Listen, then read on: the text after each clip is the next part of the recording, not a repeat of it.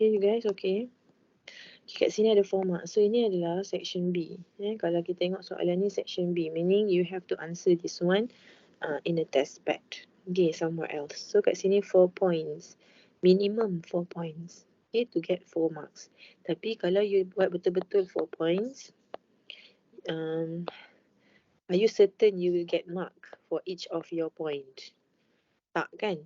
Jadi, you can write more than 4 ataupun as what I would suggest, okay, if the mark is 4, so you should write more than 4 lah. Okay. Alright, okay. Describe in terms of momentum the propulsion of a rocket engine. Kalau kita you all tengok ni, ini adalah situation before and after. Nampak tak? So this is the before, this one after. Now what do you see? Before, the two objects, apa dia ni? Ni, object 1 and object 2, macam satu unit. Betul tak? Right? So, if we apply, ini saya nak recall juga if we apply this concept tadi, okay, dia kata apa?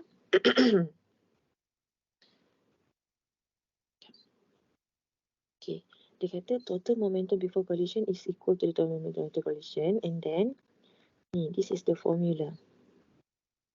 Okay, now if you look at this, what is the value of this or this one for this question? What is the total momentum of them? Can you calculate them? Or do you need to calculate them? Or can you immediately know the value of this? What do you think? Hello, are you there? Yes, teacher.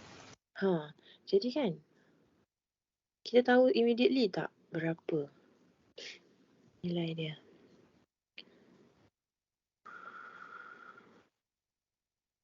Tak. Okay, saya nak tahu, I want to show you. Okay, if this is in question paper 1, kita tak ada banyak masa tau. Tapi actually kita dah tahu dah sebenarnya total momentum dia berapa. Okay, if I say, actually for this question ataupun for this situation, the total momentum of this, kan ada two objects ni kan, their total momentum is 0. Nah, kenapa 0?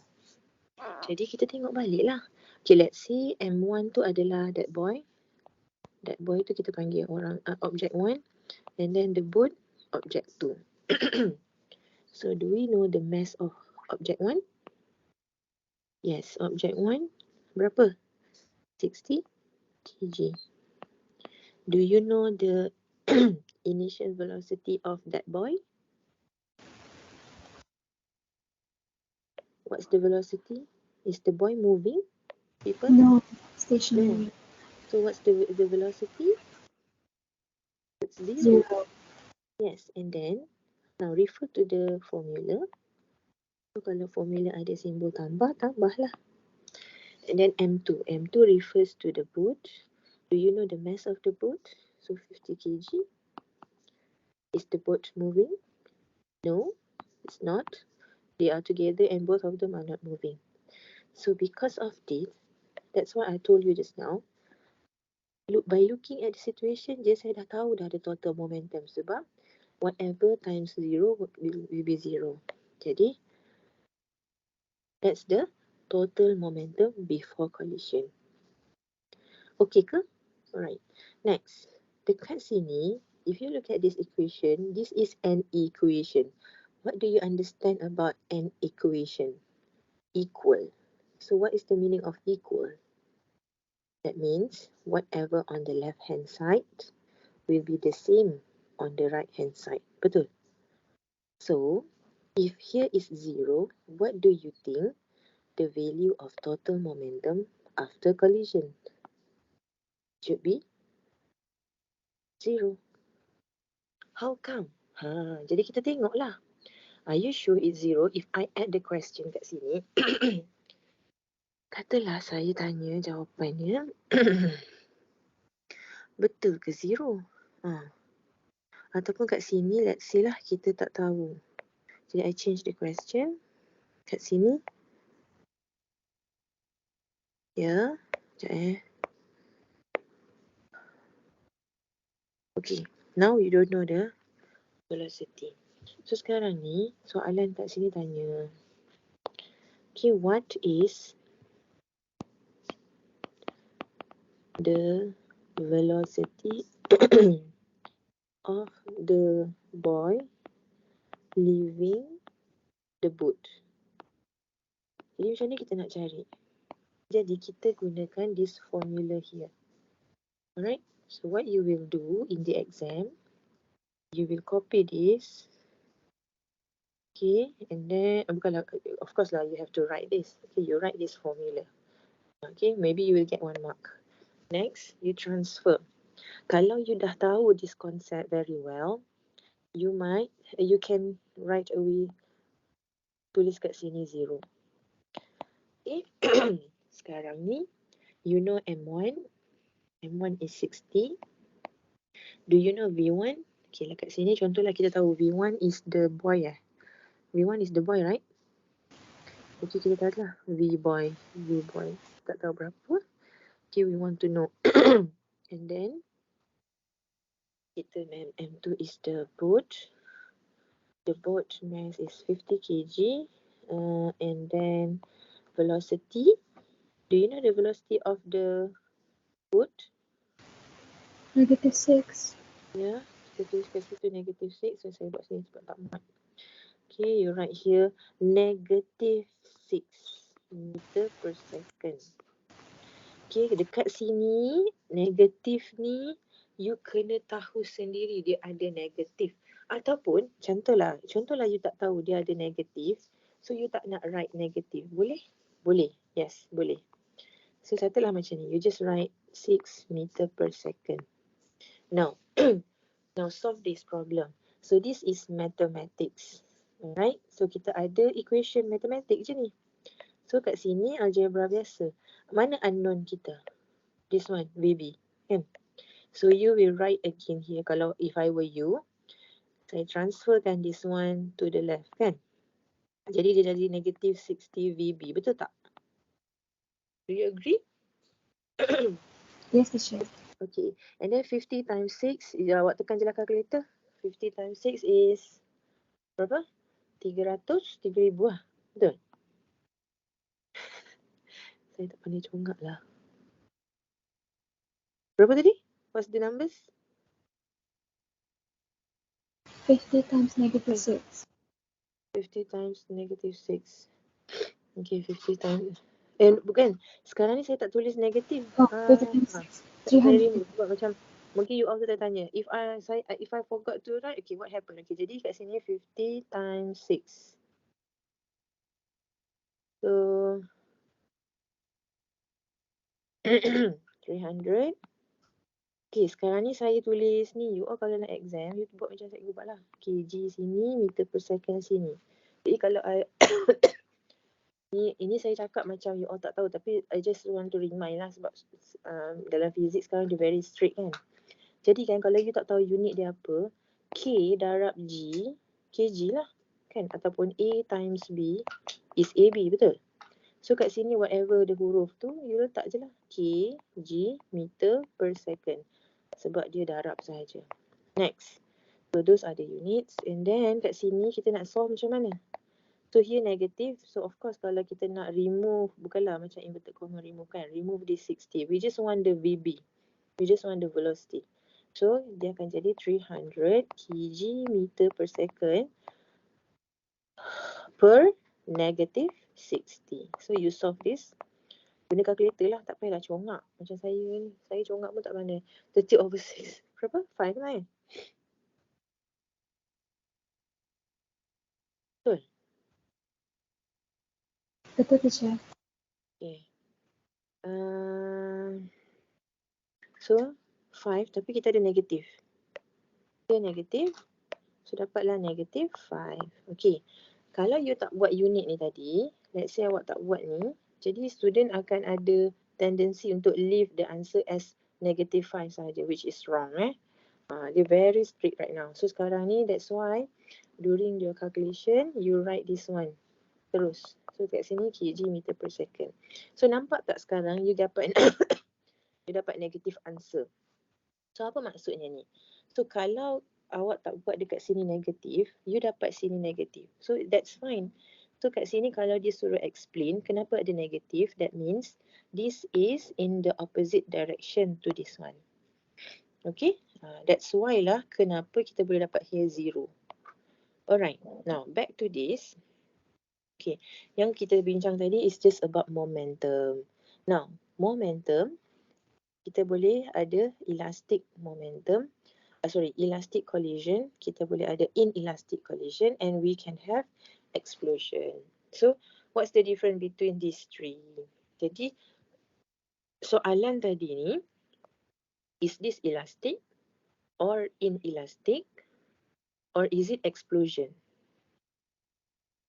Anybody knows? Kalau kita tak tahu, how do we know? Macam what are the indicators telling us which is which?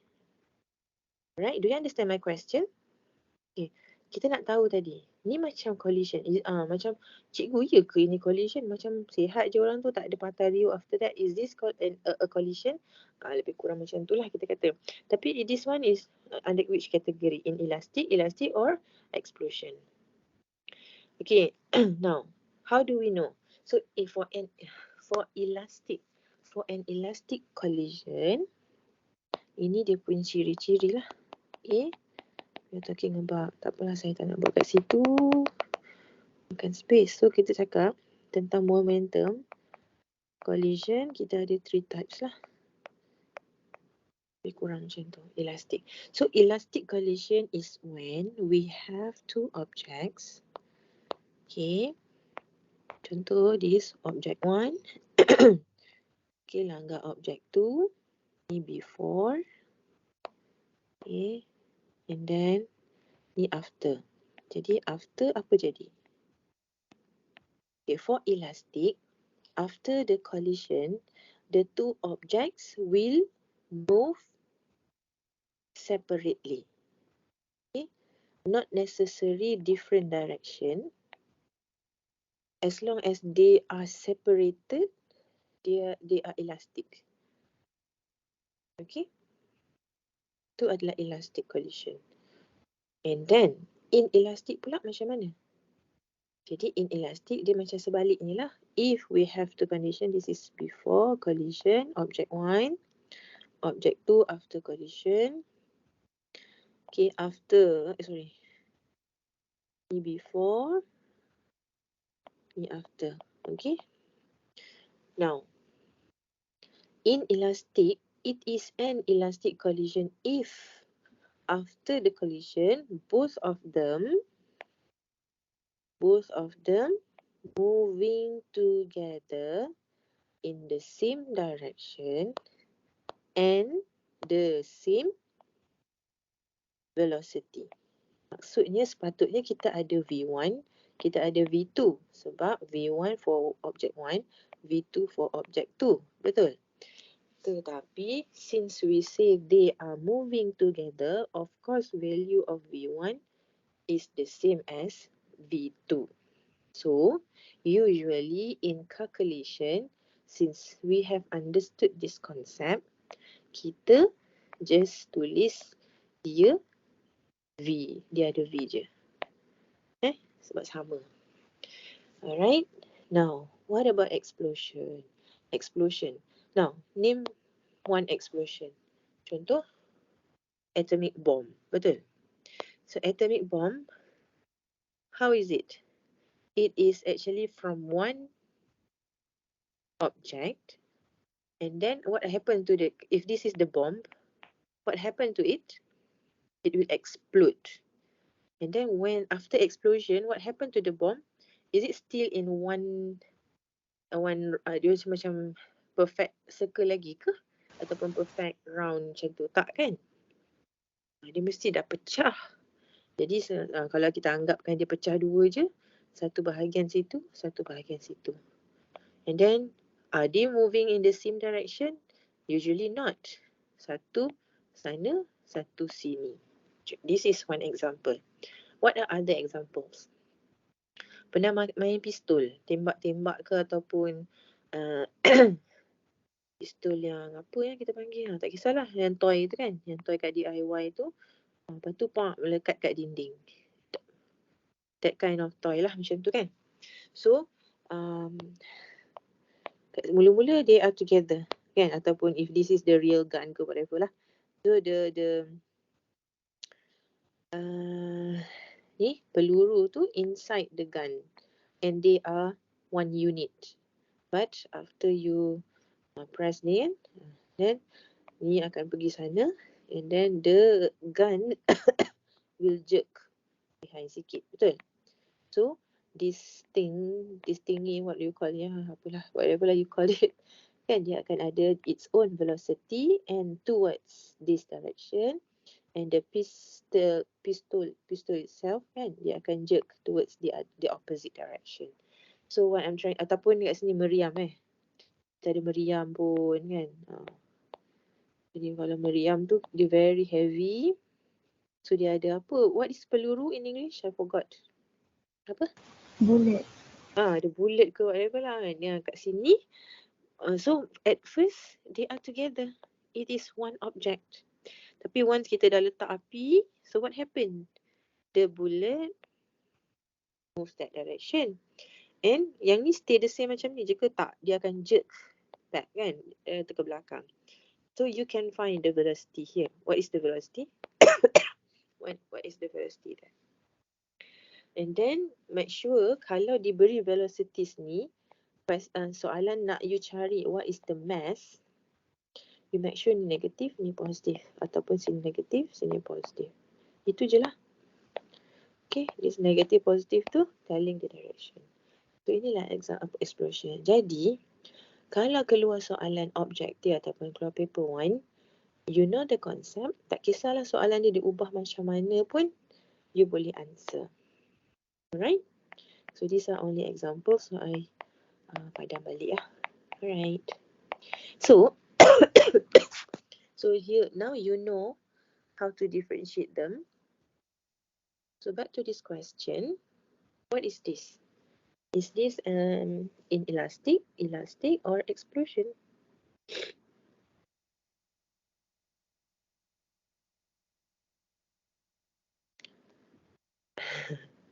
Okay, macam mana kita nak tengok? Kita tengok after je lah.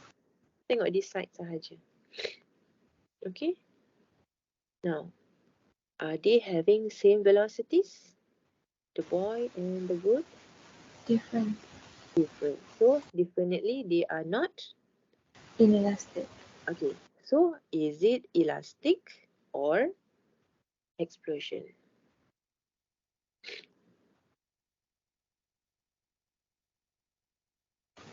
Is it explosion, teacher? Yes, it is. Kenapa explosion? Sebab, so you akan, jadi sekarang ni I'm asking you, macam kita soal jawab verbally, tapi apa yang saya tanya ni, these are all questions that can be asked in the exam. Cuma awak jawab, you have to write your answers. Okay, jadi so if you say kalau this is a question, dia kata alright, so state whether this is inelastic, elastic or explosion. So your answer is this is an explosion. Now soalan tanya why? Explain ataupun justify your answer. Why do you say it is an explosion?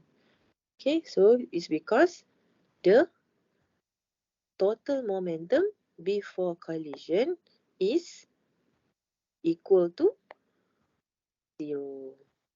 Remember? Kan? Tadi kita dah buat. Sebab ini 0. Jadi the 0 darab 0. Macam tu lah. That's how you can justify. Okay, so that is an example of questions related to momentum. As well as, yeah? Teacher boleh ulang tak masa yang 0 tu? Velocity tu 0. The last part. Yang why justification tu ke? teacher. Dia macam ni. Okay, now, okay, you have understood elastic and elastic. Dah, tak ada problem this one. So, these are clear. Betul? Alright, now, tadi saya kata explosion. Okay, now kita refer to this. We refer to this principle. So, the principle states total momentum before collision is equal to the total momentum after collision. Okay, itu faham kan? So, sorry. This is the formula. Okay, jadi sekarang ni, looking at this situation, minum air jap. Cuba you baca balik this part. Ni, cerita dia. Apa yang dia cerita tadi?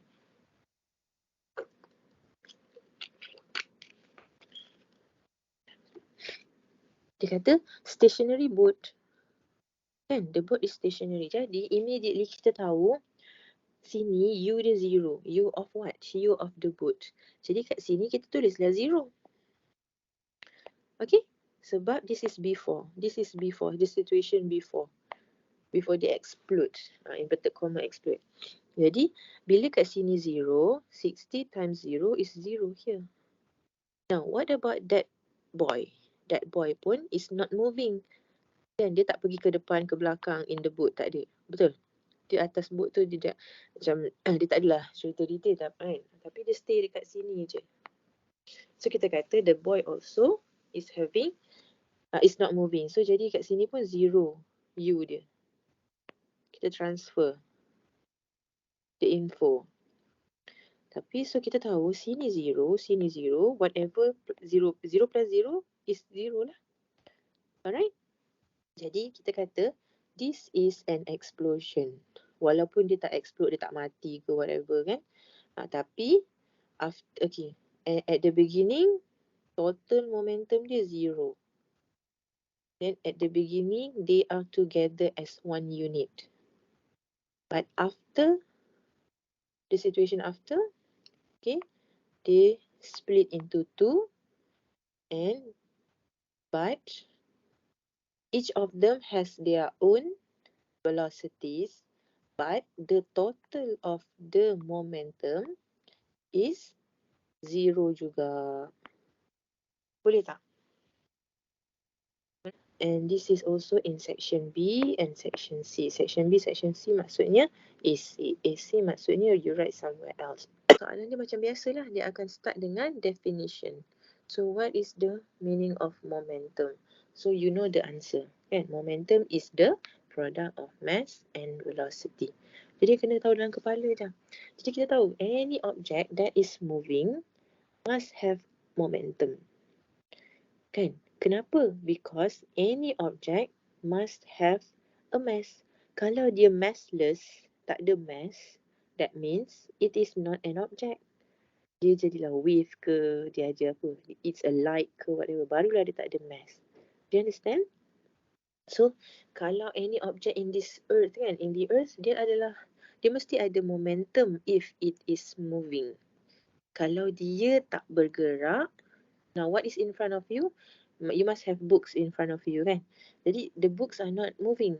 So do the books have momentum right now? Tak. Sebab walaupun dia ada mass, tapi they are not moving. Jadi mass times V 0. Jadi 0 lah momentum dia. That's why kita kata any moving object possess momentum. Okay, and then kat sini, right, in order to answer this one, you all dah dapat teknik menjawab SPM ke? Kalau kat sini, dia ada dia punya special teknik lah. Now, teknik tu is just for you to get marks. Kalau awak tak guna teknik tu, mungkin you may get answer, you may get marks. But you can actually kata observe. Jadi, how do you observe things? If you are asked to observe, what do you use? Observe. You do observation using your Eyes. mata kan? Yes, eye. So maksudnya you have to observe carefully. Dia suruh observe siapa? The question asks you to observe 1.1 and 1.2. Where are they? Here.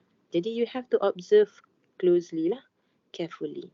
So diagram 1, diagram 1.2. Are there any differences? Ataupun are there similarities between them? Nanti kita tengok. Dia kata compare. What is the meaning of compare? Compare not necessarily different. Dia similarities pun adalah comparison. Okay, compare the shape. Jadi, students, saya memang suruh tulis number. Kenapa number is very important here? Tulis. Bila nak tulis cikgu? While you read the question during the examination. Macam janganlah guna highlighter ke apa. Sebab it takes time kan awak nak cari highlighter mana. So whatever pen yang you tengah hold tu, pegang tu, you are holding, you use it, letak numbering here. Okay. So compare the shape of the plasticine balls. So that's the first one you have to do. And then dia kata the surface of the wood. Compare the surface of the wood and the surface of the sponge. So that's number 2. And the surface of the before and when the plasticine ball hits surface. And before and when. Jadi that's number 3. Okay. Jadi kat sini ada 3 points je. Tak. Dia ada 5 markah. So mesti ada 5 things. Ada 5 things. Relate the changes in shapes. So that's number 4. And then relate shapes ni dengan siapa? And the surface. So, and then what is the 5th one? To deduce a relevant physics concept. So, deducing a relevant physics concept ni adalah number 5. Okay, do you do this? Have you pernah you guys pernah buat soalan macam ni tak? So, kalau pernah buat soalan macam ni, you ask yourself, did you do this way? Did you write the numbers? Kalau you tak tulis number, salah ke cikgu? Tak salah. Tapi from my experience, students akan hilang markah. Kenapa? Sebab during exam, awak tenang ke masa exam? Tak, Selalunya student panic. Kadang-kadang masa tu lah sakit perut, nak berak ke apa kan. Sakit perut kan, you panic. Alamak kan, tangan menggeletar semua. Baca alamak tak faham. Jadi banyak benda-benda yang sebenarnya you boleh buat tapi you tak boleh buat. Sebab soalan ni very easy. Kenapa very easy? 5 marks but the answers are all here. But, ni I'm telling you the truth what happened. So, apa yang saya nampak students kan, dia takkan dapat 5 markah ni kebanyakannya. Kenapa? Sebab tertinggal. Tertinggal apa? Yelah, dia baca sampai ni. Lepas tu bila dia transfer sebab you write the answer somewhere else. Jadi awak jawab yang this one, you compare the shape and then you compare the surface and that's it. Awak tak nampak dah yang bawah-bawah tu sebab you ingat dah. Sebab you write many words here kan. So you ingat you are done. So faham tak? What I'm trying to emphasize. So kat sini ada 2 benda lah. Concept is one thing. Another one. Okay, second, kena very, orang kata apa? Tengoklah betul-betul carefully kan. Kena meticulous, tengok. So this number, tapi kan selalunya lah. Bila saya cakap pun, students takkan buat sangat. Kalau student yang saya dah cubit, my students lah kan, saya cubit semua baru diorang buat. Sebab kadang-kadang dia rasa lah, cikgu ni macam-macam hal lah, nak tu. There must be reasons sebab ada student dia just underline. Boleh tak ada masalah. Tapi if you underline, tapi you still boleh miss.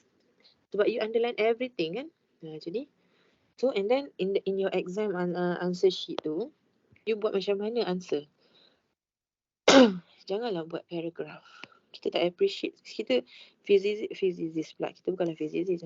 Cikgu physics, kita tak appreciate sangat lah baca banyak-banyak ni. You just write numbers lah. What is point number 1? So tengok balik. So number 1, I must talk about the shape. So cakap lah. Shape of object in diagram 1.1. What about it? Kenapa shape dia? Tengoklah. Okay, are they the same? Kalau same object, same shape, you boleh tulis lah. They are having the same shape. Tapi kalau tak sama, tak boleh tulis. Now, number 2, dia nak apa? Lepas tu kita tengok nombor. Oh, number 2 dia nak surface. Okay, kat sini you write. Right, let's start from the question. Kena tulis penuh Surface of the wood. Okay, mana wood? Okay, what can you see? Surface of the wood dekat diagram 1.1. Sebab kat sini dia suruh compare 1.1 and 1.2. Now, both 1.1 and 1.2 surface of the wood macam mana?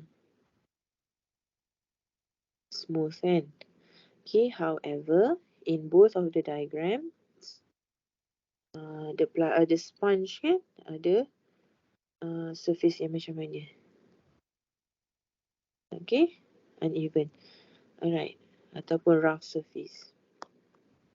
Okay, next. Dia nak nombor berapa? 3.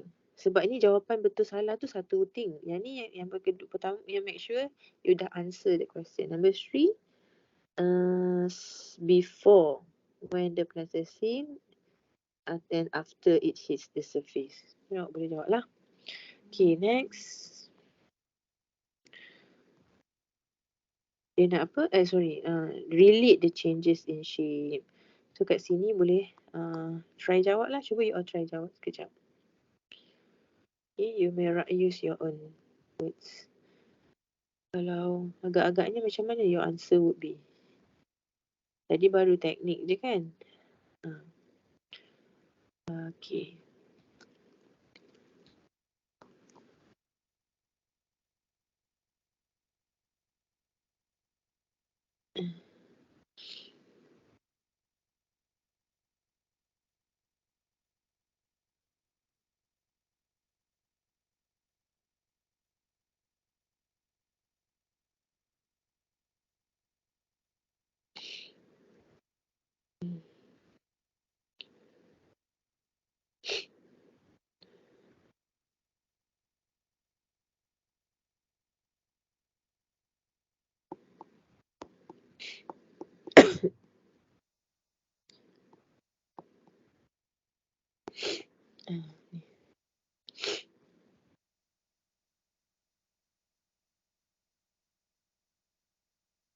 Okay, so tengok, check lah jawapan you all sama tak dengan cikgu. Okay, ni soalan tadi soalan sini. Okay, so number 2, shape of the object in diagram 1.1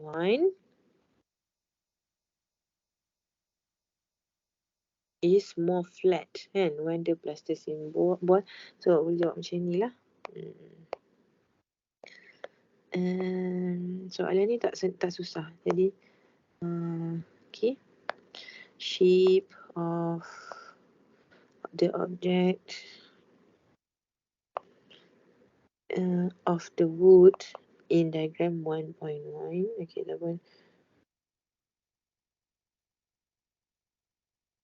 apa yang kata the shape of object apa?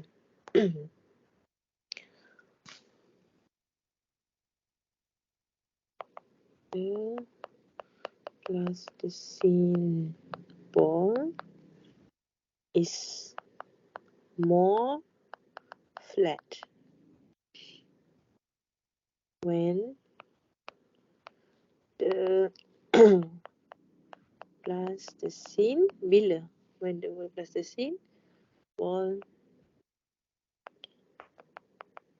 hits the wood, the wooden surface kan, the wood pun boleh. Okay. Now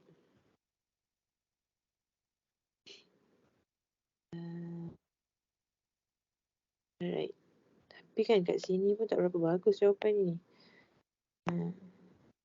Okay, so it's all about shape is more flat.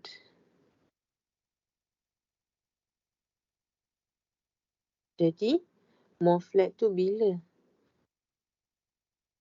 wooden surface. Jadi and then next you kena cakap pula kalau untuk last lah yang tu. Dia dapat kat situ dah 2 markah. And then and then you have to relate the changes. Ya, ni 2. Then relate the relate the changes. Okay, macam mana awak nak cakap kat sini? 3, then 4. When the plasticine, kita cakap ni kan, kita kata when the plasticine ball hits the surface of the wood, the time of impact is,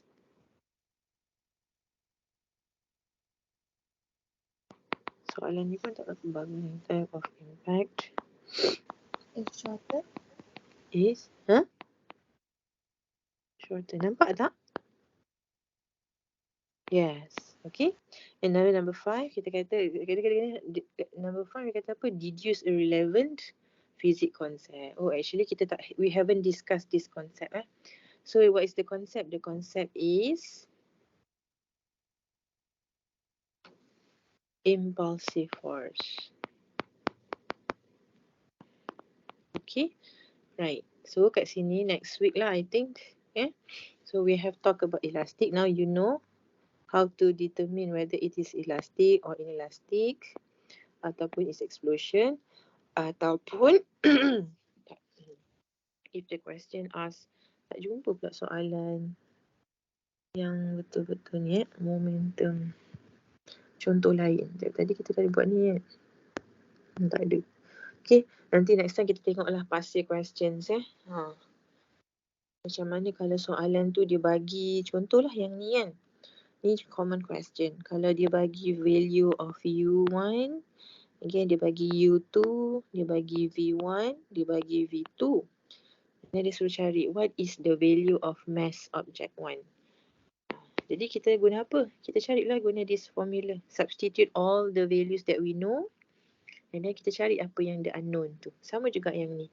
Let's say you are given U1 and then you are given U2 and you need to know ataupun you are asked to determine what is the final velocity of both of the objects. Jadi bila disebut both, find V, both of them moving together, immediately kita tahu this is about inelastic. And then can you answer ni? Can you get the value of V? Yes. Macam mana? You use this formula. Masukkan all the details yang you know. So the unknown jadi unknown lah. Bila awak dah masukkan the details tu, physics ni dah habis lah. Dia punya part maths pula. You kena settlekan. So, and then we are done with momentum. And then we have discussed about the principle of conservation of momentum. And elastic, inelastic, and explosion. And then you need to know about force. So what is force? Students selalu cakap force. Students selalu cakap this is the most common answer. Force is the product of, based on this formula kan, of mass and acceleration. Is this correct? This is wrong. Okay, tak boleh. Okay, this one cannot be the definition. Why not, teacher? Yang ni macam formula tu dia the definition. Yes, this one but not for force. Kenapa? Sebab apa maksud force sebenarnya? Dan kenapa dia tak sama dengan this formula? Jadi one thing you kena tahu, selalunya, bukan selalunya, this formula ni, ataupun this is Newton's second law, F kat sini is referring to net force. It's not just a force. It's a net force ataupun nama lain dia resultant force. Jadi kalau resultant force, we know the resultant force, baru kita boleh apply M times A. Okay, kalau it's just a force, tapi dia ada banyak forces, kita tak boleh terus guna ni. Jadi that's why lah this formula cannot be the definition. Faham ke ni? Saya buat terbalik kan. Ini most common mistake lah. Jadi what is force? Ada definition tak force ni? Ada. Dulu kita bila sebut the definition of force, what is a force? Force is a push or a pull.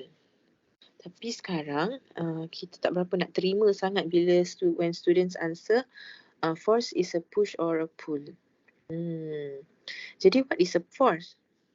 Saya nak tunjuk awak textbook. Do you use your textbook? Okay, tengok textbook page form 4 punya. Form 4 textbook. Okay. Topic force. Okay. What is force? Force is a physical quantity that can change the state of motion of an object ataupun can change shape of the object. Okay, that's why lah selalu orang kata dulu, what is force? Force is a push or a pull.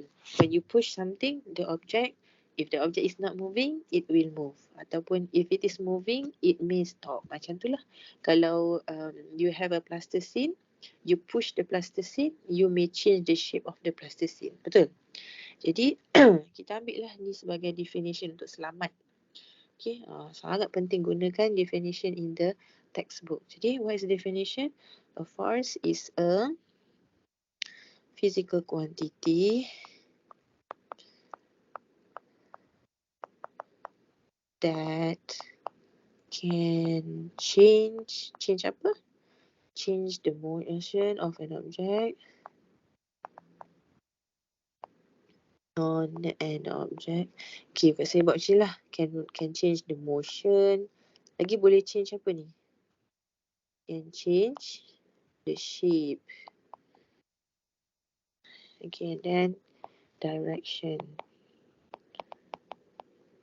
of an object. So that's the force. Apa lagi yang awak kena tahu tentang force? Okay. Ni 2.6. Ni soal dia kita ada experiments. Pernah buat eksperimen? Kalau tak pernah nanti boleh try tengok video-video. Okay, and then you need to know ni okay, kita ada ni daripada Newton's second law of motion. Jadi apa statement Newton second law of motion? Okay, saya ambil ni, saya letak kat sini lah. So this is the definition. Where should I write? Tak apalah. Alright. Kita ada definitions. And then kita tahu tentang, you need to know about Newton's first or third? Newton second. Okay, apa statement Newton second law? Dia kata ni sebenarnya F directly proportional to E. Ini statement dia. However, if you are asked in the exam, obviously you kena, especially kalau you are asked in essay question, you kena write in full lah.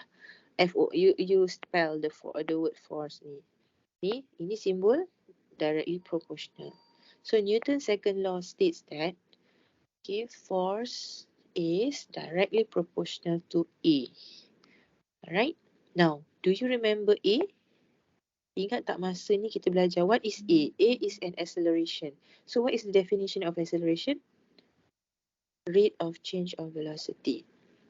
Jadi kalau kita pergi balik dekat sini, this is A. Okay. So you ingat tak definition A tu apa? Okay, tak apa, simpan dulu. Next, belajar tak dalam mathematics how to change, kalau kita ada relationship macam ni, how to change this symbol tu macam to equation macam ni. Ada tak belajar dalam maths? What do you need to do? You have to add Constant. macam sama kan atas dengan bawah ni kan? They look very similar but they are not the same because of this symbol. Ni ikan ni, yang ni equal. Jadi macam mana nak jadikan dia equation? You need to add a constant. Do you remember you learned this in mathematics? Okay, now. So sekarang ni kita apply mathematics punya skills lah kat sini kan. Jadi, from this statement of Newton's second law ni, we get this formula. F equals to KA. But what is this K? Kalau dalam mathematics, K ni kita panggil is a constant. But what is it? Apa yang constant tu? Jadi, kita tahulah sebenarnya K tu adalah actually the mass. So this is how you get this formula. Jadi untuk topik 2.6 ni, this is important lah, the formula. So the formula ni dalam Newton's second law. Right? Yeah, you should be able to write the statement, and then from the statement, you know you can get this formula. And then the formula ni, what is the constant? Macam tu. Jadi sebenarnya, how do we get this relationship? Ini sebenarnya adalah relationship ni. Do you have a boyfriend, girls? Ataupun, what are your relationship, Nadine and Shuma? Are you related? Macam mana? How are you related? Relatives contohlah. Jadi you got classmate. Okay. Jadi maksudnya you punya relationship tu apa? Classmates. Contohlah. Tapi ini pun dia ada relationship lah. Jadi macam how do we get this relationship ni? Macam how come we can say they are directly proportional? Why? So sebenarnya scientist dia buat eksperimen. So this theory comes after experiment has been done. So dia buat eksperimen apa? Dia buatlah apa-apa eksperimen of motion. So from ni lah sebenarnya ni eksperimen yang dia buat tu. Kan dah daripada beratus-ratus beribu-ribu eksperimen yang dia buat, dia dapat buktikan if the force is changed, kan kita ada a few forces. Setiap kali kita buat eksperimen tu, kita dapat values of A. What is A? A is the acceleration. Jadi, after each of the experiment tu, kita plot graph. So, this is the graph. Ni baru the plot, and then kita buat line from the plots tu. So, kita dapat straight line. So, these straight lines ni lah dalam textbook tu. Ni. Jadi apa maksudnya? So maksudnya when you increase, cuba you tengok graph. You pandai baca graph tak? You kena pandai baca graph. When you increase the force, what happens to the acceleration? Increase the force, you are increasing the acceleration. That's why kita kata relationship dia directly proportional. Dia proportionally increase. Okay? Jadi kena hafal ke ni? Tak payah hafal. Sekarang faham tak? Faham. Jadi bila faham tu, keluarlah soalan macam mana pun, you should be able to answer. So kalau dalam graf ni, dah nak habis masa tadi. So daripada graf ni, how do you get this constant? Itu pun mathematics juga. Kan? Yes, you apply apa yang you belajar dalam maths tu. So this is a straight line. So you can get the gradient. So the gradient gives you a constant. Jadi, kalau kita tengok gradient ni, paksi Y dia apa? A, macam tu lah. Is it? Kan? Gradient ni adalah A2 minus A1. And then force dekat paksi X. Kan? Dia kan Y2 minus Y1 over X2 kan? Jadi, paksi X kita F2 minus F1. Jadi, gradient ni bagi kita nilai apa ni? So, kalau kita tengok formula, F equals to MA. Kalau A over F maksudnya apa? A here, saya maintainkan A dekat sini. F ni, I bring it here. Do you understand what I'm doing? Jadi sekarang, what is left? M kan? So how should I write the M? M ni saya nak remove from here. I don't want it to be there. Sebab kita tengok ni, A and F kat box ni kan? A over F. Nampak tak sini? A over F. Jadi saya nak biarkan they together. Jadi where should I put my M? On the left hand side. Tapi dekat mana? Same level as A or at same level at F? Ni matematik lah ni Jadi kat sini dia jadi bahagi lah. Kan? Kita tak dekat bawah. Dapat macam ni equation dia. Yang ni you all faham tak ni? Nanti you all tengok balik lah saya pergi laju-laju ni. So sebenarnya kita dapat 1 over M equals to A over F. Jadi sebenarnya gradient ni gives you 1 over M. What is M? M tu the gradient. Tapi sebenarnya M tu apa? The mass. Okay?